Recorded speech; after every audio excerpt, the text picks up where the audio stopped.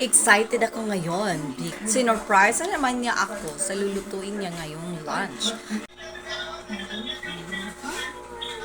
Una niya yung karne. Yung 40-40. Yan, lumabas na ang natural oil niya. Kaya ito, susundan siya ng mga bawang, sibuyas, kamatis, labuyo, at luya. This time, isusunod naman ang magic natin, ang pampalasa. Yan ay ang hipon, kung tawagin dito sa amin.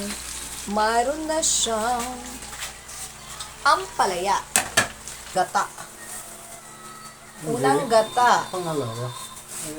Pangalawa. Yung unang gata, last na. Ang tawag namin sa gata ay hatok dito sa Leyte. Palambuti. Ayan na ang unang gata. Bakit kaya tinawag ito na Bicol Express? Ginawa naman ito sa Leyte, joke. Ay, tama kayo. Ito nga ay Bicol Express. Taste na. Sarap. Thank you for watching.